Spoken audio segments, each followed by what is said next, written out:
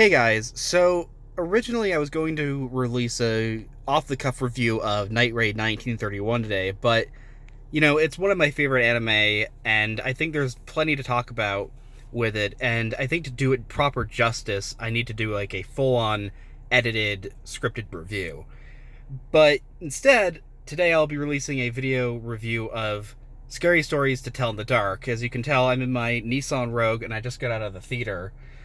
And overall, I would say this is probably one of the most boring movies I've ever seen in a movie theater. Normally, I love to sit through the credits at the end and see who made it and see if there's anything after any after credits scene. I got out of the theater as soon as the movie was over because I was so bored, and I can't even say the movie was bad. It's just because it's hard to criticize when so little happened in the movie. Like, so, for a little context, the movie's based on the series of books by Alvin Schwartz, and it's sort of a famous, sort of creepy stories for kids with sort of very unsettling imagery in it.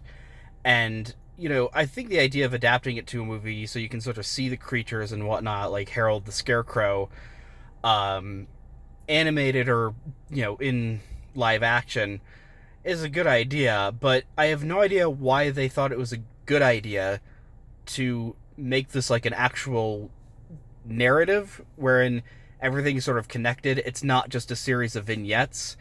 Because I like the idea, I would much prefer the idea, which would have been a smarter way to make this movie, is just have a bunch of kids find the book by this girl who died in the 1800s, who wrote these stories, and just have them read them, and sort of it can just be a series of vignettes of scary stories to tell in the dark. But instead, well, first off, the biggest mistake is why didn't they release this on Halloween? Because literally it starts on Halloween night and ends on election night 1968. Like, I know most movies, of course, have left wing propaganda, but this movie seemed to have a very sort of hate on Richard Nixon. And, like, why?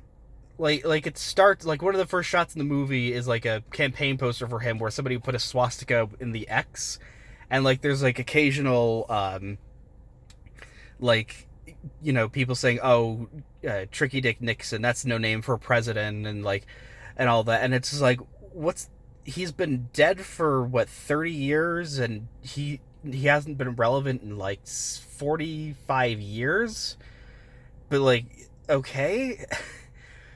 But anyways, this film starts off where it's these three kids on Halloween night who are like these three nerdy kids in the late 60s, and they're playing a prank on like these very, very stereotypical racist jock bullies from the 1960s. Everything in the movie, it doesn't feel like quaint or like a nice homage. It just feels like stereotypes, and like ridiculous stereotypes, like like the stereotypical 1950s 1960s bullies wearing like the letter jackets, and like they keep stealing the kids' candy, so they fill their candy bags up with poop, and they didn't anticipate the bullies getting mad and trying to kill them. So anyways, they befriend this 18-year-old Mexican guy who's probably the only Latino in Pennsylvania at this time, named Ramon. And then they sneak into this woman, the Bellows family mansion, who essentially their family in the 1800s founded this town of Mill Creek, Pennsylvania, with a paper mill. And the legends say they had a daughter named Sarah Bellows, who they locked up in the basement, but would like tell scary stories to kids through the walls, and all the kids ended up dying. And what it actually happened is the kids died because the evil white rich family put mercury in the paper that they were making, or maybe it was the ink. But anyways, but everybody blamed her, and she's like this evil legend now. Anyways, they find the book that she wrote the scary stories in. She brings it home. The main character is like this nerdy 1960s girl who does not act like she's from the 60s at all. In fact, nobody acts like, well, people in the movie. The main characters are all like bad actors who have no real personality. and everybody else is a stereotype, like evil racist cop, evil racist bullies.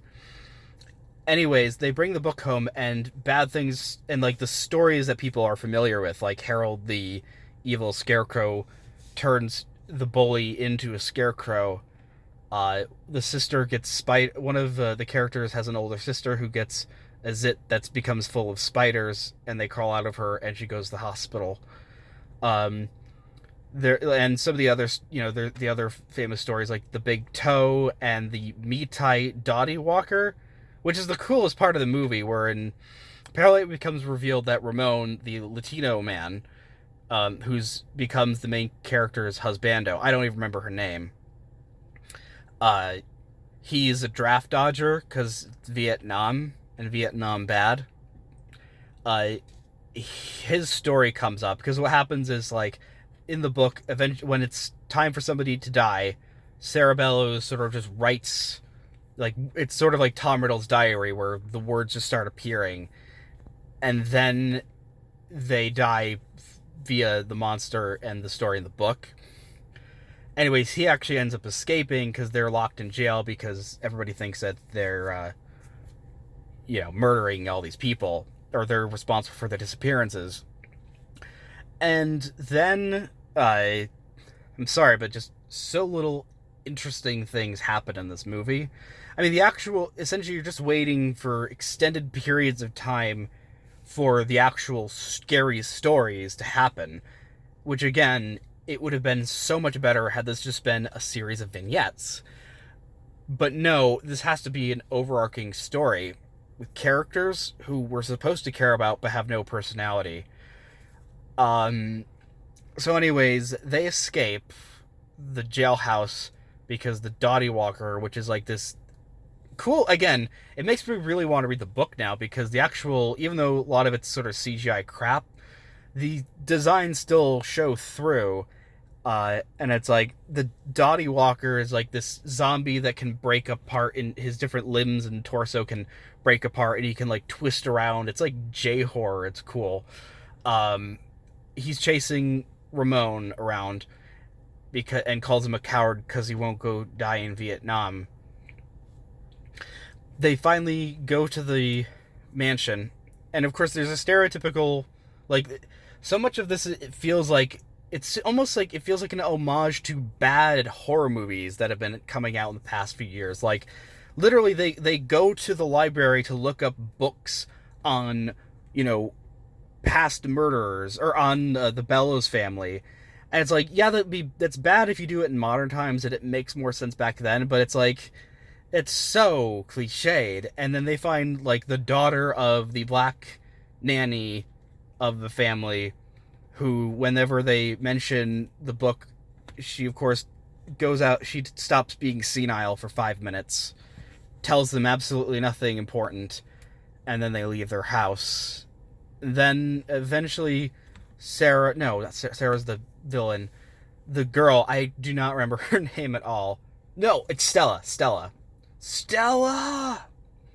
I've never seen that movie, but she goes to the mansion to try and return the book and beg Sarah to say, hey, I know your family poisoned the paper with mercury and killed everybody. I'll tell everybody that happened so you can be at peace now. And then, like, she gets transported and becomes Stella in, like, a flashback. And, of course, her family is evil, rich, white assholes. She then begs Stella, who is a CGI ghost monster that looks boring, which I guess is sort of the point. Like, she's supposed to look more sad than scary.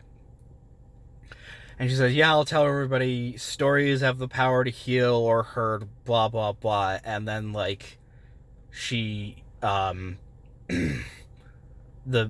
ghost is like, okay, and screams, and the Dottie Walker stops trying to kill her husbando, and then the movie ends with her and her dad, like, driving off with the older sister, who had maggots or spiders crawling out of her cheek, and she has a scar and she's smiling. They're like, we're gonna bring back our friends, and the movie ends. and I came out of the theater horribly disappointed. At least I got to eat some Reese's Pieces because I wanted some Reese's Pieces. But yeah, this movie was really boring, and it did make me think there's definitely a good movie adaptation of these stories there. Because, like I said, Ramon, her husbando, is like a is a draft dodger, and eventually it ends where no, he gets on the bus and he's going to go to Vietnam. And I had thought, what would be great is like, let's say the story is centered around him and his friends in Vietnam, and they're sort of huddled around a campfire in the jungle, and like the scary stories are things like by his wife or his girlfriend back home that she sent to him, and like it just sort of cuts to vignettes and stuff like that, and maybe there's a little supernatural things that happen, but I think that would have been a much more interesting story. But yeah, so that's my review. Don't see this movie. There are some good previews. There's like a, I don't know how I feel about it, but there's gonna be some like whodunit mystery called Knives Out in the fall or around Thanksgiving. And I like whodunit. The Danganronpa series, I really, really love those games, those stories. I like whodunit mysteries, but it's directed by Ryan Johnson. So yeah, but yeah, don't see this movie. It's not really scary. It's PG-13, and the most fun part of it was the part when the bully Tommy gets turned into a scarecrow by Harold, because when he gets stabbed, it's like, oh no, he got stabbed. Wait, where's the blood? Oh yeah, this is PG-13, but it's more creative. It's more clever because he just gets full of like hay stuffing and turns into a scarecrow.